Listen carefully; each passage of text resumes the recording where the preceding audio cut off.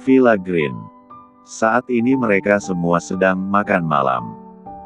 Tapi Tria tidak berselera untuk makan, dia hanya menatap nasi dan sendok di dalam piring. Sesekali dia menatap kedua bocah itu, mereka seperti akan dirampas oleh Bastian. Bastian, Bastian. Padahal masih ada waktu 3 hari, kenapa kamu kemari? Kamu ini seperti seekor kucing yang numpang makan di rumah tetangga. Emangnya kamu udah kehabisan uang buat beli makan? Ucap Tria kesal. Bastian yang sedang menyuapi Clarissa sontak menoleh ke arahnya. Tria, kamu kayaknya butuh vitamin bahagia nih, hahaha. Ibu, kamu jangan cemburu ya, nanti kamu kejang-kejang. Timpal Clarissa di dalam pangkuan ayahnya. Tria menatap Clarissa kesal, bisa-bisanya dia bilang cemburu, padahal Tria tidak memiliki perasaan apapun pada Bastian. Clarissa yang sedang dipangku Bastian sangat gembira. Rasanya disuap ayah sangat enak. Ibu, kamu harus cobain.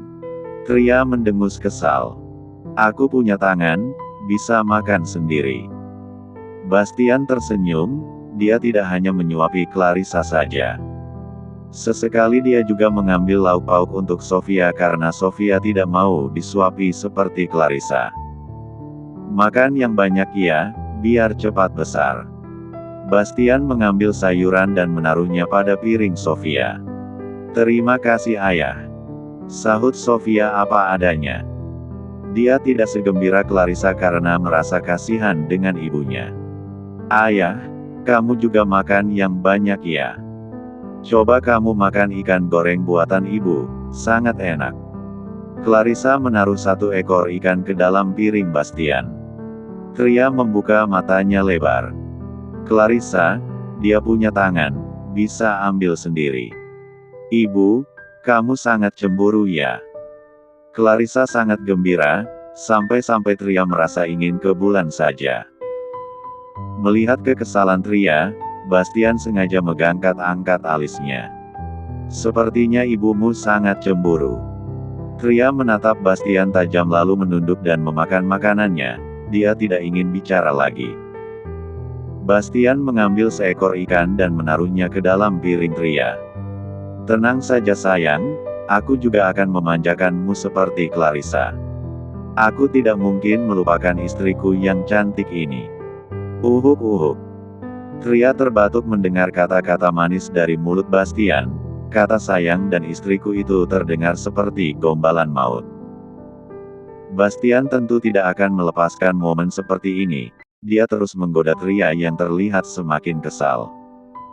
Istriku ini sangat imut dan manis kalau kesal begini, hihihi. Batin Bastian gemas. Tria adalah wanita berparas cantik, muda dan pekerja keras. Kriteria wanita seperti itu memang sangat cocok dengan Bastian. Hanya saja, istri cantiknya ini seperti putri malu, hanya bisa dilihat tapi tidak boleh disentuh. Jadi, Bastian hanya bisa bersabar dulu.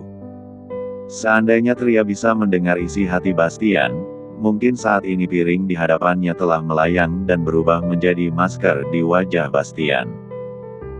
Tria menatap ikan di dalam piringnya lalu mengambilnya dan menaruhnya ke dalam piring Clarissa. Kamu sangat suka dimanjakan ayahmu, jadi kamu makan yang banyak ya. Clarissa melihat wajah muram Bastian, dia kemudian mengambil ikan itu dan menaruhnya ke dalam piring Sofia. Kakak, kata ayah, dia juga akan memanjakanmu sepertiku, jadi kakak harus makan banyak ya. Sofia hanya menatap ikan itu dengan murung, kasihan sekali ayah, tapi ibu juga kasihan. Batinnya sedih. Ketika melihat gambaran yang menyedihkan ini, Clarissa menjadi kasihan pada Bastian. Apapun caranya, aku harus beri kesempatan pada ayah untuk dekati ibu. Clarissa pun memalingkan kepalanya dan melingkarkan tangannya di leher Bastian kemudian berkata dengan nada gemasnya. Ayah, malam ini kamu tidur di sini ya. Tria sangat kesal dengan anaknya. Clarissa, Rumah ini kecil, nggak muat untuk nampung orang lain. Ibu, dia bukan orang lain. Dia ayah kami. Sahut Clarissa, dia sangat kasihan dengan Bastian yang tak dianggap. Bastian menunduk menatap Clarissa yang begitu peduli padanya. Nggak salah lagi, dia memang darah dagingku, batinnya. Tria menatap Clarissa kesal. Iya, dia ayahmu, tapi nggak ada kamar kosong di rumah ini. Sofia mengangkat kepala dan menyahut. Tapi Bu, ranjang ibu sangat besar. Tadi malam bukannya ayah juga tidur di kamar ibu. Tria sangat geram pada bocah kembar nakal itu. Dia meletakkan sendok dan garpu lalu berdiri dan meninggalkan mereka. Kedua bocah nakal itu merasa ketakutan karena ibu peri sudah marah. Tapi, Tria sebenarnya tidak marah pada mereka. Dia masuk ke dalam kamar dan mengambil selimut serta bantal dan melemparnya di atas sofa, kemudian masuk kembali ke dalam kamar. Brak! Pintu kamar ditutup dengan kuat. Clarissa mengerucutkan bibirnya. Ayah kamu yang sabar ya, aku hanya bisa membantumu sampai di sini. Sofia tiba-tiba masuk ke dalam kamar mereka dan keluar lagi. Ayah, ini kunci kamar ibu. Aku diam-diam membuat duplikatnya. Kalian memang anak-anakku, kalian penyelamatku. Ucap Bastian gembira. Clarissa bertepuk tangan. Kakakku memang hebat. Sambil memperlihatkan jempol. Karena kehadiran Bastian di rumah itu, Tria sangat malas untuk berias diri, biasanya. Sebelum tidur dia akan melakukan rutinitas wanita pada umumnya, memakai skincare dan body care. Tapi malam ini setelah makan, dia langsung tidur, dia sangat malas untuk mandi. Kepalaku sakit sekali memikirkan mereka bertiga. Arggg, menyebalkan. Tria berbicara sambil menendang selimut karena kesal. Tasya mendapat kabar dari si kembar bahwa ayah mereka sedang menginap di sana. Dia kemudian mengirim pesan pada Tria. Aku tahu, kamu sedang menjadi bintang di hati Bastian, tapi jangan lupa aku adalah temanmu. Lusa aku akan menikah, kamu dan keluarga barumu datang ya. Tria membaca pesan itu lalu membalas. Aku pasti datang tapi tidak dengan pria mesum itu. Dia menyebalkan sekali. Hahaha, jangan begitu. Kata Clarissa, semalam kamu bahkan tidur sekamar dengannya. Apa malam ini dia juga tidur denganmu lagi? Goda Tasya. Apa yang sedang kamu pikirkan? Dia hanya pantas tidur di sofa. Setelah mengirimkan balasan, Tria segera mematikan ponsel dan tidur di dalam selimut. Saat tengah malam, sosok tinggi tegap sedang mendekati ranjang Tria. Dia duduk perlahan dan mematap wajah Tria yang sedang tertidur lelap itu. Bastian mencondongkan tubuhnya dan melekatkan B. R-nya pada B. R Tria. Bulu mata Tria bergetar, dia mengayunkan tangan seperti sedang mengelus kepala seseorang. Anak ibu jangan bandel ya. Terdengar suara manja dan malas itu. Sepertinya Bastian telah mengganggu mimpi indah Tria. Dia menatap wajah Tria yang tampak tenang dan tidak terusik dengan keberadaannya. Tatapannya seketika berubah lembut. Dia merempat lembut bibir Tria dan berkata, Tria, aku akan membuatmu menerimaku. Pagi harinya, Tria terbangun dari tidur. Sepertinya dia sangat pulas, mungkin karena Bastian tidak mengganggunya. Dia berjalan ke arah pintu. Dan melihat pintu itu masih terkunci. Untung saja kunci utama dan cadangan ada di tanganku, kalau tidak, si pria mesum itu pasti menggangguku. Tria yang sedang mengenakan piyama tidur berwarna pink berjalan ke ruang tamu. Dia meregangkan otot-ototnya dan melihat kedua bocah nakal itu sudah rapi. Mereka sedang duduk di depan meja makan sambil menatap Tria. Sementara itu, Bastian dengan celemek pinknya berjalan keluar dapur membawa sarapan dan meletakkannya di atas meja makan. "Sudah bangun?" tanya Bastian. Tria tertegun melihat pemandangan di depannya. "Apa ini?"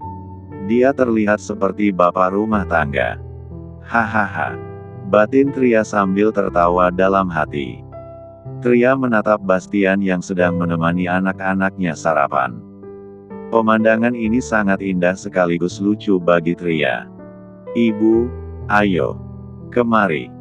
Lihatlah ini, ayah sudah memasak untuk sarapan kita," panggil Sofia. Sekaligus memuji ayahnya itu. "Ayahmu sangat cantik dengan celemek itu, terlihat menggemaskan." Tria mengucapkan itu sambil berlari ke kamar mandi. Bastian menyipitkan matanya. Clarissa hampir tertawa mendengar ejekan ibunya itu, namun dia berusaha menahannya. "Ayah, semalam, apa kamu berhasil menyelinap ke kamar ibu?" Bastian segera memberi isyarat pada Clarissa untuk mengecilkan suaranya. Clarissa yang tahu diri pun mengangguk dengan patuh. Semalam Bastian memang berhasil menyelinap ke dalam kamar Tria. Tapi dia tidak tidur nyenyak. Dia tidur memeluk Tria sekitar 4 jam saja. Untungnya, dia telah memasang alarm pada jam tangannya. Dia keluar kamar dan tak lupa mengunci pintunya. "Ayah, ibu, kakak. Aku ke perusahaan dulu ya. Kak Alexa sudah menjemputku, sampai jumpa," ucap Clarissa sambil memakai tas bunga matahari kesayangannya lalu keluar menuju mobil. Sementara itu, Sofia turun dari sofa dan menatap ibunya. "Ibu, hari ini aku ada kelas musik. Kamu dan ayah antar aku ya." "Oke sayang, Paman Bruno akan bawa mobil. Aku dan ibu akan mengantarmu ke sekolah," sahut Bastian tanpa menghiraukan jawaban Tria. Sofia tersenyum dan berlari ke dalam kamar mengambil tas sekolahnya. Saat ini Tria baru sadar dari bengongnya. Dia berbalik dan tanpa sengaja menyenggol bahu Bastian. "Kamu sengaja kan ingin menggodaku?" ucap Bastian tersenyum sambil mengangkat kedua alisnya. "Jangan kepedean," sahut Tria kesal. Bastian tertawa kecil. "Kamu sarapan dulu, aku dan Sofia akan menunggu di mobil." Setelah Sofia kembali dari kamar, Bastian segera membawanya menunggu di mobil. Tria menoleh melihat makanan di atas meja. Ternyata Bastian menyisakan sarapan untuknya. Hanya saja, Bastian membentuk sarapan itu menjadi bentuk love, membuat Tria merasa ngeri. "Sepertinya Tuan Bastian benar-benar jatuh cinta padaku." "Ah tidak, tidak mau." Tria menggelengkan kepalanya dengan kuat. Namun, dia tetap memakan makanan itu. Sekitar 15 menit menunggu di dalam mobil, Tria pun keluar dari dalam rumah. Sofia gembira dan segera memanggilnya. "Ibu, ayo cepat." Saat di dalam mobil, suasana terasa canggung bagi Tria, tetapi tidak bagi Bastian. Bastian meminta Bruno turun karena dia akan menyetir sendiri. Dengan santai, ia menyetir sambil sesekali melirik Tria yang duduk di sebelahnya. Sofia duduk di kursi belakang, sibuk dengan bukunya, tapi diam-diam memperhatikan kedua orang tuanya. "Kenapa harus duduk di depan sih? Aku bisa duduk di belakang dekat Sofia," ucap Tria kesal. "Kamu kelihatan cantik pagi ini," ujar Bastian tiba-tiba tanpa menjawab ucapan Tria. Tria meliriknya tajam. "Jangan mulai, Bastian." Bastian terkekeh. "Aku hanya jujur. Kenapa kamu selalu marah jika aku memujimu? Jangan keseringan, nanti kamu cepat tua." Tria mendengus, memilih melihat keluar jendela. "Kamu itu menyebalkan." Sofia yang dari tadi diam akhirnya ikut bicara. "Ibu, ayah, kenapa kalian gak bisa akur sih?" Tria terkejut, Sementara Bastian melirik Sofia melalui kaca spion dengan senyum menang. Bukan ayah, tapi ibumu yang nggak mau. Tria memutar bola matanya. Sofia, ibu sama ayah kamu baik-baik saja. Sofia cemberut. Kalau baik-baik saja, kenapa ibu selalu menghindari ayah? Bastian terkikik. Tria melipat tangan di dada. Bastian, fokus menyetir. Sofia tertawa kecil, merasa misinya berhasil. Ayah, setelah antar aku ke sekolah, ayah mau kemana? Bastian tersenyum. Aku mau ajak ibumu untuk temani ayah sarapan. Tria terbelalak. Apa? Bastian mengangguk santai. Iya, aku belum sarapan tadi, jadi kamu temani aku. Aku tahu tempat yang enak. Tria hendak protes, tapi Sofia menyela dengan suara manja. Ibu, mau ya? Kasihan ayah, dia belum sarapan, nanti dia sakit. Tria menghela napas panjang. Kalian berdua benar-benar kompak ya. Selalu buat aku kesal. Bastian dan Sofia saling berpandangan dan tertawa. Saat mobil berhenti di depan sekolah, Sofia mengecup pipi ibunya lalu ayahnya. Hati-hati di jalan ayah, ibu. Sampai jumpa. Setelah Sofia turun, Tria hendak membuka pintu mobil, tetapi Bastian lebih cepat mengunci pintunya. Mau kabur kemana kamu? Tanyanya santai. Jelas-jelas aku mau ke kantor, jawab Tria ketus. Bastian tersenyum jahil. Temani aku sarapan dulu.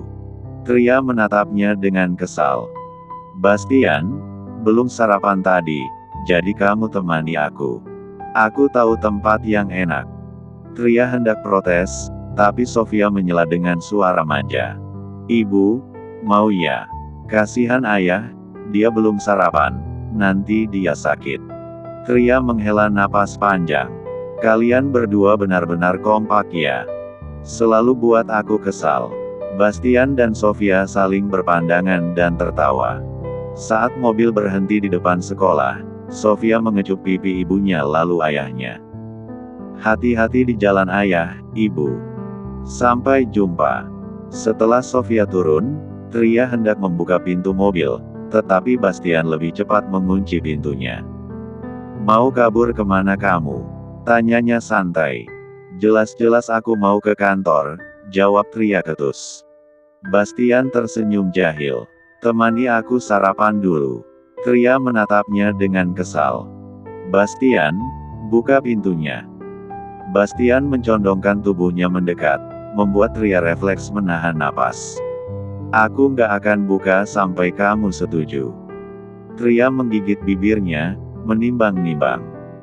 Baiklah, ucap Tria mengalah. Tapi setelah itu antar aku ke perusahaan. Bastian tersenyum puas. Deal. Ia pun menyalakan mobil dan melaju menuju tempat sarapan, sementara Tria bersandar dengan wajah kesal, menyadari bahwa pagi ini akan lebih panjang dari yang ia kira. Mobil melaju dengan tenang di jalanan kota. Tria masih memasang wajah kesal, sementara Bastian menyetir dengan santai, sesekali melirik ke arahnya dengan senyum jahil. Jangan lihat aku seperti itu, gerutu Tria tanpa menoleh. Bastian tertawa kecil. Aku cuma heran, kenapa kamu secantik ini, bahkan bangun pagi-pagi juga cantik sekali. Tria mendengus, memeluk tubuhnya sendiri. Bastian, kalau kamu nggak mau aku turun dari mobil, maka berhentilah bicara. Bastian mengangkat tangan sebelah. Oke, aku diam. Beberapa menit kemudian, mereka tiba di sebuah kafe kecil yang cukup nyaman. Tria menatapnya dengan curiga. Kenapa harus di sini? Tanyanya. Bastian mengangkat bahu. Karena ini tempat favoritku. Aku pernah datang ke sini dan berpikir, seandainya suatu hari aku bisa makan bareng istriku di sini, pasti menyenangkan. Dan sekarang, lihatlah, doaku terkabul. Tria hanya menatapnya dengan ekspresi malas. Kamu benar-benar nggak ada habisnya ya. Bastian tertawa, lalu turun dari mobil dan membukakan pintu untuknya. Ayo turun, Nyonya Gracie. Tria mendengus tapi tetap keluar dari mobil. Mereka pun masuk ke dalam kafe dan memilih duduk di sudut ruangan yang cukup sepi. Seorang pelayan datang dan memberikan menu. Aku mau kopi hitam dan croissant, kata Bastian. Tria menatap menu sebentar, karena tadi dia tel sarapan nasi goreng berbentuk hati buatan Bastian. Dia pun berkata, aku teh hangat dan sandwich saja. Pelayan mencatat pesanan mereka lalu pergi. Tria menghela napas, berharap waktu segera berlalu. Kamu kelihatan tegang. Santai saja, aku nggak akan memakanmu, kata Bastian sambil menyesap air putihnya. Tria menatapnya tajam. Bastian, apa tujuanmu sebenarnya? Bastian mengangkat alis. Tujuanku? Iya. Kamu tiba-tiba datang, mendekati anak-anakku, seolah ingin mengambil mereka dari hidupku. Aku tahu kamu bukan tipe orang yang melakukan sesuatu tanpa alasan, ucap Tria serius. Bastian tersenyum tipis. Kamu benar. Aku memang punya alasan. Tria menegang. Apa? Bastian bersandar ke kursinya, menatapnya dengan mata yang tiba-tiba menjadi serius. Aku ingin kita bersama. Tria terkejut. Apa maksudmu? Aku ingin memiliki keluarga utuh. Aku ingin kita bersama, Tria. Ujar Bastian dengan suara yang lebih dalam. Tria menelan ludah, jantungnya berdetak lebih cepat. Kamu bercanda, kan? Bastian menggeleng. Aku serius.